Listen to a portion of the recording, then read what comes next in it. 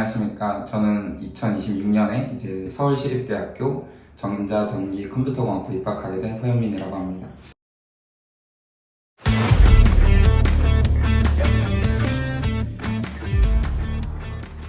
사실 저는 초등학교 때부터 로봇 만드는 것을 되게 좋아했는데, 그러다 보니 뭐 로봇 기체를 만드는 것도 좋아했고, 이제 회로 연결을 하면서 프로그램 코딩하는 것도 좋아했었어요. 그래서 중학교, 고등학교를 거치면서 이것 중에서 내가 좀 미래를 위해서 할 수 있는 게 무엇이 있을까 하다가, 미래에는 좀 컴퓨터 위주로 좀 발전을 많이 하더라고요. 그래가지고 컴퓨터 쪽 아니면 회로 연결, 전자전기 쪽으로 가야 되겠다라고 생각했었습니다. 네, 많이 지원을 해주셔가지고 그쪽으로 한번 너가 자신 있으면 가봐라 라고 계속 응원해주셨던 것 같아요. 제가 이 진로를 가면서 생기부를 채움에 있어서는 좀 어려움이 없어서 그런 생각은 안 했던 것 같아요. 네, 저는 1학년 때는 사실 이제 어릴 때부터 로봇 쪽으로 가야 되겠다만 생각하고, 이제 전자전기는 아직 생각을 못 했었다가, 뭐 1학년 때는 좀 공학 계열을 좀 자신이 있는 사람으로 저를 나타내보자 해서 생기부를 채웠고, 2학년 때는 이제는 좀 진로를 확실히 정해야 되겠다 해서 과를 알아보던 중에 전자전기 공학 쪽이 이제 저하고 좀 맞는 것 같아서 이제 그쪽으로 이제 2학년 생기부를 채웠고, 3학년 때는 근데 과만 정하면 너무 그 전자전기에도 좀 많은 분야가 있더라고요. 그 중에서 내가 하나를 깊게 파서 나의 잠재력을 알려보자 해서 그렇게 생기부를 채워 나갔던 것 같아요. 완전 이과 성향이라서 좀 국어 과목을 국어 과목에 있어서 좀 약점을 보였던 것 같아요. 일단 제가 수학에 있어서 자신이 있다 보니까 수학은 좀 높은 등급을 계속 유지해야 되겠다라는 목표로 계속 공부를 했었기 때문에 그거에 대해서 좀 흔들림은 없었던 것 같아요. 국어를 좀 보완하기 위해서 공부를 하다 보면. 근데 저는 그 생각을 가지고 있었어요. 국어를 아무리 못 봐도 수학 점수를 좀 커버를 해보자라는 마인드로 공부를 했기 때문에, 너무 못 보지만 말자라는 마인드로 한 3등급? 국어를 3등급으로만 한번 올려보자, 유지해보자라는 마인드로 공부를 해서 수학에 대해서는 그렇게 큰 영향은 없었던 것 같아요. 저도 아무리 노력을 해도 국어가 좀 점수가 어느 정도 선에서 안 오르더라고요. 그래서 그 선을 이겨내려고 노력은 했지만은, 또 그러다 보면 이제 수학의 그 힘을 좀 빼야 되기 때문에 제 강점을 좀 더 완전 더 강력하게 만들어보자 라는 마인드로 밸런스를 맞추다 보면은 자기 장점이 좀 흐려지는 부분이 있더라고요. 그래서 장점은 확실히 가져가되 그래도 약점도 보완하자라는 마인드를 좀 제가 스스로 결정했던 것 같아요. 저는 사실 학교 평소에도 수업을 열심히 들었기 때문에 내용을 요약하고 숙지하는 부분도 있었겠지만, 평소에도 머릿속으로 충분히 알고 있었기 때문에 한 3주 전부터, 자신 있는 과목들은 3주 전부터 공부했던 것 같고, 4주 전부터, 한 달 전부터 이제 약한 국어나 이런 걸 조금씩 했던 것 같아요. 그러고 이제 과목별로 좀 공부법이 뭐 제가 자신 있는 건 아니지만, 국어는 그래도 내신은 좀 글과의 대화라고 생각을 해야 되나요?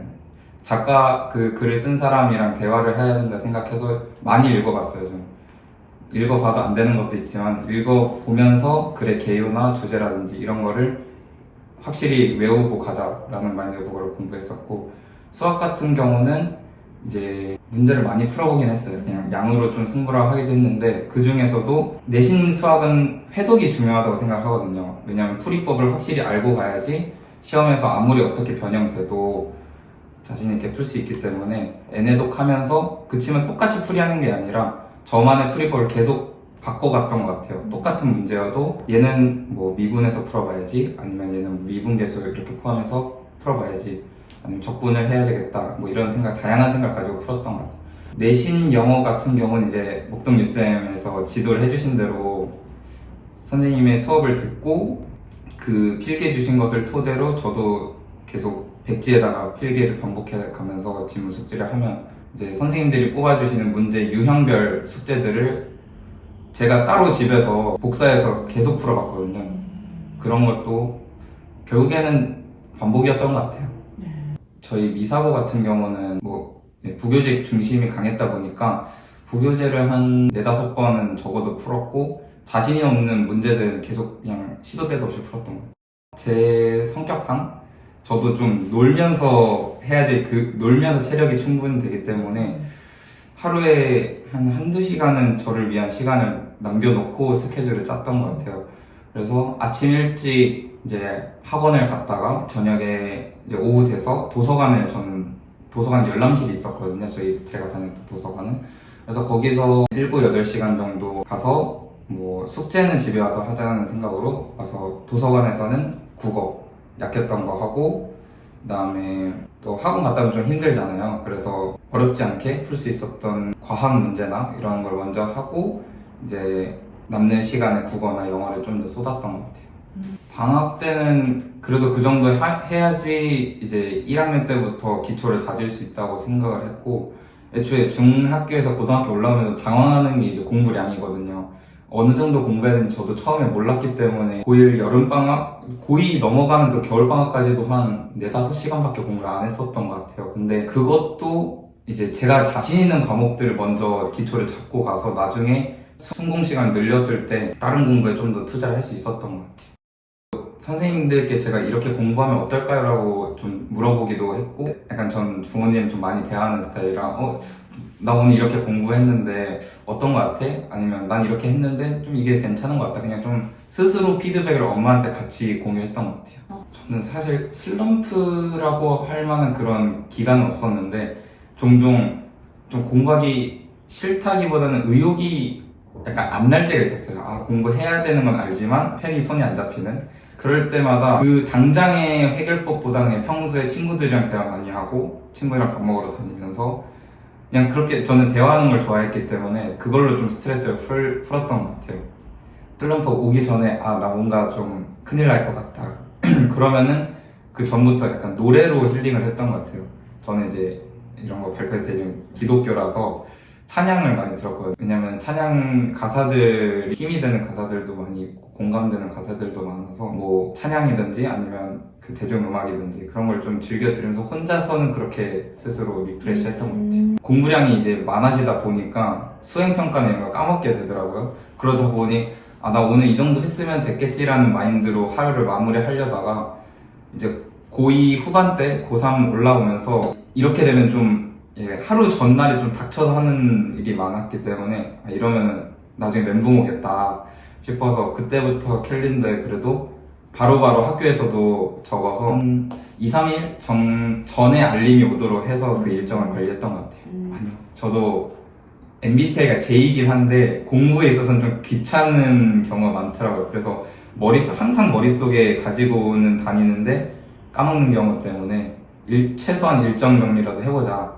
해서 캘린더에는 그래도 목록이라도 적어보는 것 같아요. 사실 저는 중학교 때는 다른 학원 다니다가 왔는데 중학교 때는 사실 암기로 하는 경우가 많았어요. 그 지문을 암기하면 그래도 쉽게 풀리는 문제들이 많았기 때문에.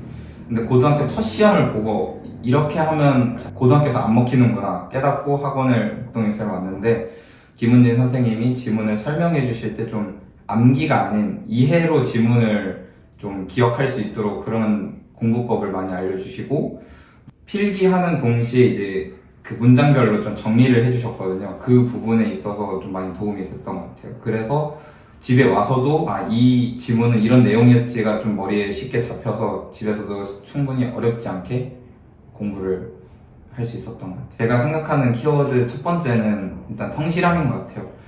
아무래도 학교를 좀 성실하게 다니면서 수업에 임해야지 학교 시험 점수도 잘 받을 수 있고, 그 다음에 결국엔 수능도 장기전이기 때문에 그 성실함을 가지고 수능을 공부하다 보면 일단 어려움은 없지 않을까 생각이 듭니다. 그리고 두 번째는 포기하지 않는 것. 앞서 방금 말씀드린 것처럼 장기전이기 때문에 당장에는 너무 멀게 느껴지고 아직도 헤쳐나가야 될 길이 좀 많다고 생각이 들 수 있는데, 포기하지 않다 보면은 결국에는 그 노력이 배신은 안 하더라고요. 그래서 그 마인드를 가지고 좀 공부하셨으면 좋겠습니다. 그리고 마지막은 제가 면접으로 합격을 했다 보니까 세 번째 키워드는 자신감이 중요하다고 생각을 해요. 자신의 의견을 좀 자신 있게 표출하고 이걸 밀고 갈 약간 깡이 있다고 해야 되나요?